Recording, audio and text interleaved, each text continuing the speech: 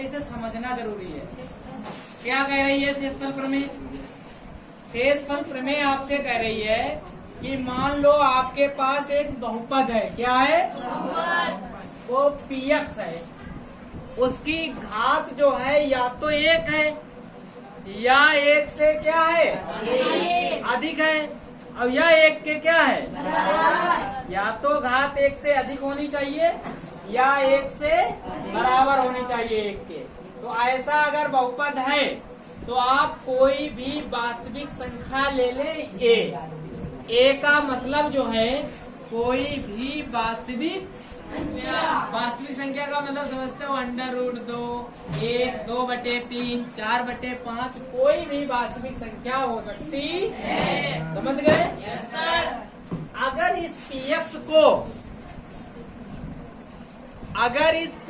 को जो वास्तविक संख्या a ली है उसको x माइनस a रेखिक बहुपद बनाकर अगर आप भाग देंगे तो भाग देने पर जो शेषफल प्राप्त होगा तो हम भाग देने के स्टेप से बच जाएंगे। px की जगह पर a की वैल्यू रख देंगे, वही उसका शेषफल आएगा। फिर समझिए एक बार कि जो बहुपद होगा और हमने एक वास्तविक संख्या कोई मान लेंगे a, कोई भी संख्या मान लेंगे, उसका हम क्या बना लेंगे? रेखिक बहुपद। x में से उसको घटाएंगे या जोड़ेंगे तो रेखिक बहुपद बन गया। अगर हम इस px वाले बहुपद को x माइनस a से बच्चे भाग करेंगे तो a जो मान आएगा, जो a होगा, x की जगह पर वैल्यू रख देंगे, जो भी हमें मान मिलेगा वो उसका शेषफल होगा। जो हम लंबा चौड़ा भाग करते हैं, भाग करने से बच जाएंगे, हमें सावधानी होगी, जल्दी से काम कर पाएंगे। तो इसीलिए हम शेषफल प्रमेय को क्या करेंगे? याद रखें। शेषफल प्रमेय का एक कथन भी आपको याद रखना है।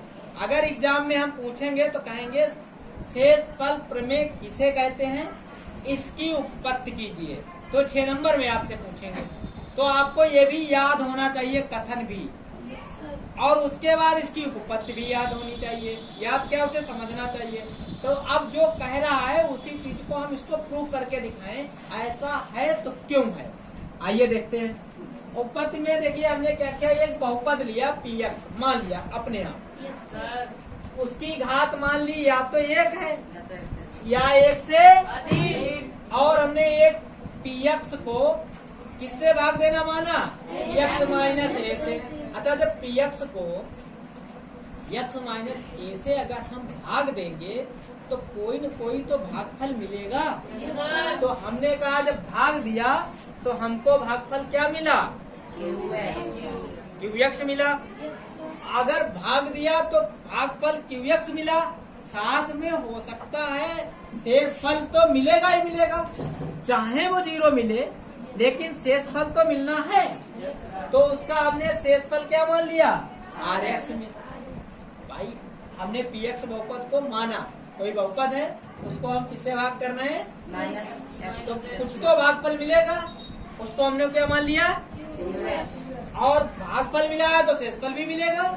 तो शेषफल क्या है? तो बच्चों हमने कक्षा 3-4 में पढ़ा था कि जो भाज्य बराबर होता है उसको हम कहते हैं भाजक गुणे भागफल और प्लस शेषफल। बच्चों पढ़ा था ये कभी नहीं? तो इस हिसाब से भाज्य हमारा क्या है? px, क्योंकि हम px को क्या कर रहे हैं? भाग किससे कर रहे हैं? x माइनस a से। ये भाजक हो गया। भागफल हमको क्या मिल रहा है? qx, और हमको शेषफल क्या मिल रहा है? ठीक है। अब देखिए, अगर हम x माइनस a से भाग करेंगे तो इसकी घात कितनी है? 1। तो शेषफल की घात या तो 1 हो सकती है और 1 नहीं हो सकती। शेषफल की घात 1 हो जाएगी तो वो कट जाएगा, तो शेषफल की घात 1 हो सकती नहीं। तो rx की घात कितनी होगी? होगी 0 होगी। अगर 0 किसी बहुपद की घात होती है तो कैसा कहलाता है? अचर। अचर कहलाता है। तो लिखेंगे अतः x माइनस a से भाग दे रहे हैं, इसलिए RX की घात कितनी होगी? 0 होगी। कितनी होगी? 0 होगी। अब ऊपर वाला मिटा सकते हैं? देखिए ध्यान से, ये इसका बहुपद मिटा देते हैं। स्टेटमेंट देखो कितना मिटा दे, इतने में हल हो जाएगी। तो RX क्या होगा? अचर होगा। क्या होगा? अचर। अतः RX अचर होगा। कैसा होगा? अचर होगा। अगर ये अचर होगा तो इसलिए RX बराबर क्या हो जाएगा बच्चे? RX बराबर क्या होगा? क्या होगा? RX बराबर R हो जाएगा। इसलिए यहां से फिर से रखिए आकर, इसलिए PX बराबर बच्चे आ जाएगा x माइनस ए, और यहाँ पर कितना आ जाएगा? QX, और RX की जगह पे क्या आ जाएगा? इतनी बात समझ में आ रही है? x की वैल्यू अब हम किसके लिए? a के लिए सभी निकाल दें। तो x बराबर क्या ले लें अब? a के लिए, नीचे वाला मिटा दें, के सभी मानों के लिए। किसके लिए? सभी मानों के लिए। बच्चे देखो क्या होगा, तो हम बच्चे PA लिख सकते हैं। जब हम PA लिखेंगे तो देखो x की जगह पर क्या आ जाएगा? a, और माइनस क्या आ जाएगा? सही है। और यहाँ पर भी क्या आ जाएगा? QA।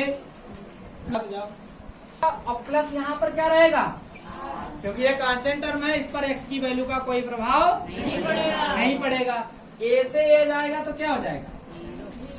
तो PA बराबर 0 गुणे क्या? QA प्लस PA की जो वैल्यू हमने पुट की तो हमको क्या मिला? तो जो भी ये वास्तविक संख्या ली थी वो उसके शेषफल के ही बराबर हो जाएगी। ये परिमेय संख्या हमको शेषफल प्रमेय हमको बताती है। हो गया।